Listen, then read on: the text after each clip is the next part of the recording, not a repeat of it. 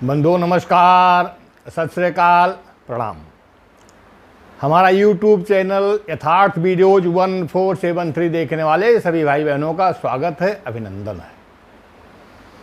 आज थोड़ी सी चर्चा करेंगे, भक्ति मार्ग जो है उसको हम अपने आचरण में कैसे उतार सकते हैं।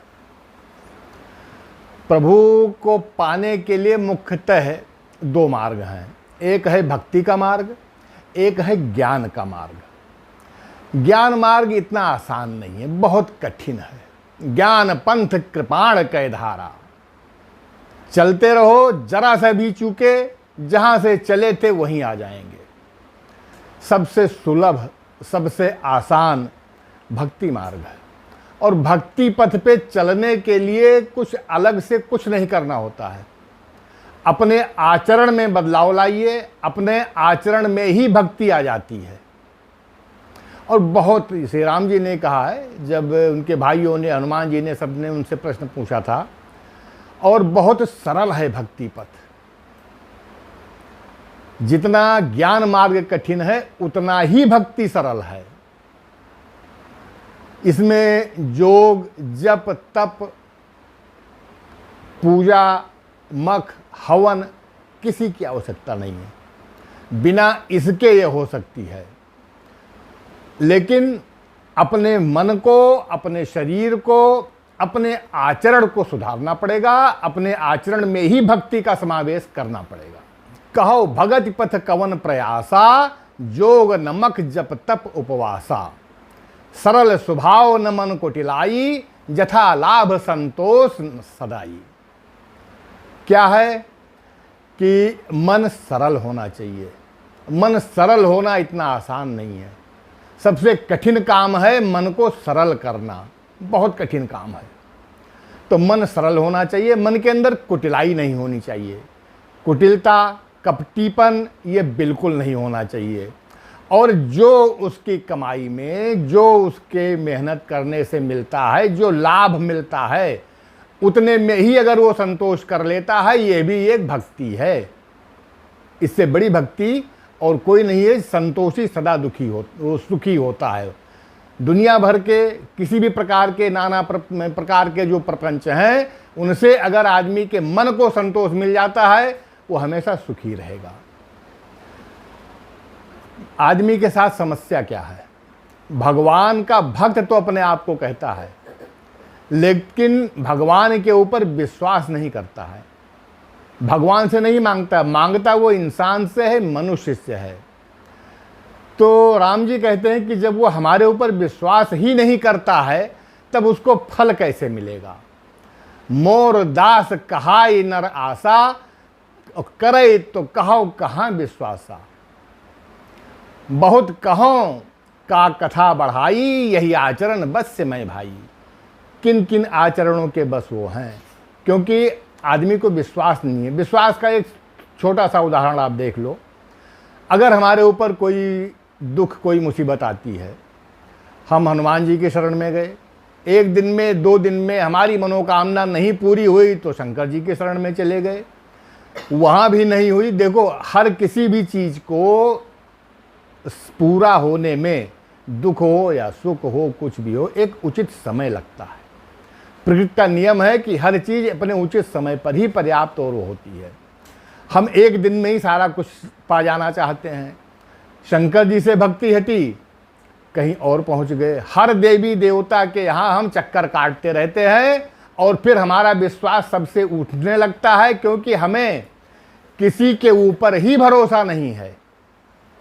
यही राम जी कहते हैं कि भाई, जब हमारे ऊपर भरोसा ही नहीं है, तब फल कैसे मिलेगा उसको।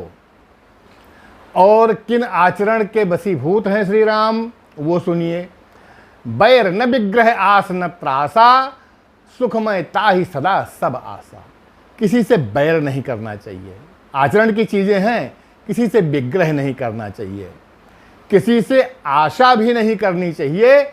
और जिसको राम जी का भरोसा है, किसी से वो डर नहीं सकता, किसी से डरना भी नहीं चाहिए।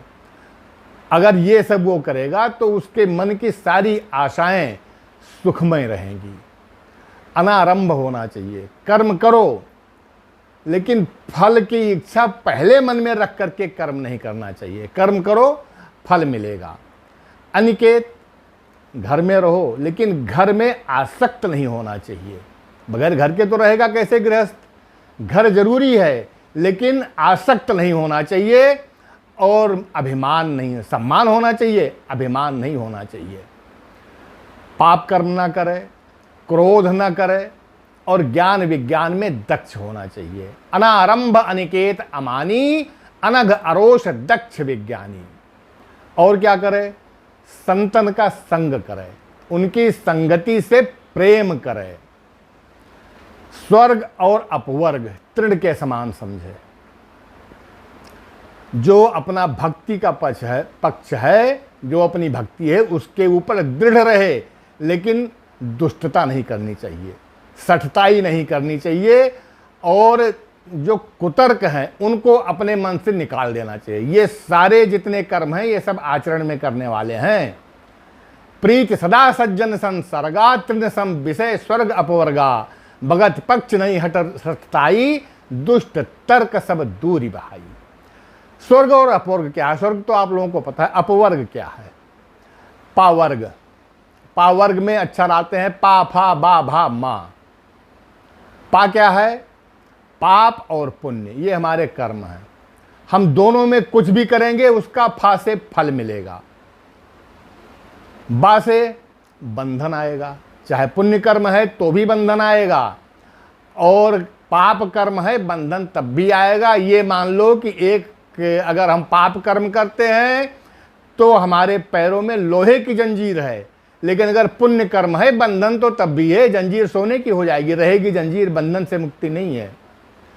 तो बा से बंधन, जब ये बंधन होगा तब भय, भा से भय होगा हमें, और अंत में हमारी चाह क्या है? मां से मुक्ति। यही अपवर्ग है।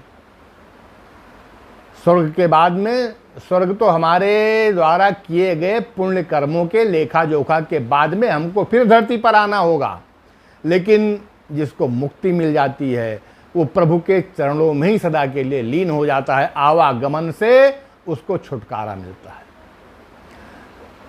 और राम जी क्या बताते हैं कि उनके गुणों का गायन करना चाहिए और नाम में रत रहना चाहिए। नाम, प्रभु के नाम का गायन और उसमें रत होना चाहिए। ममता, मद और मोह का त्याग कर देना चाहिए। देखो, मोह हो, आसक्ति न हो। बिना मोह के सृष्टि नहीं चलेगी, लेकिन मोह होना बुरा नहीं है, उसी मोह में आसक्त होना वो बुरा है। और इन चीजों को त्याग करके, और जो अपने आचरण में अच्छे गुणों को बताए हुए ले आता है, उसका सुख का अनुभव वही कर सकता है जिसने ऐसे कर्म कर लिए हों। मम गुण ग्राम नाम रत गत ममता मद मोह, ताकर सुख सोई जानई परानंद संदोह। अर्थात भक्ति जो है वो बाहर कहीं भागने दौड़ने की जरूरत नहीं है। भक्ति को हम अपने आचरण में उतार करके भवसागर से पार हो सकते हैं। जो जो बातें श्री राम जी ने कही हैं, इनके ऊपर अगर हम आचरण करें तो हमें भक्ति के लिए और कुछ करने की आवश्यकता नहीं है। यही आचरण हमें भवसागर से पार करा देंगे। जय श्री सीताराम।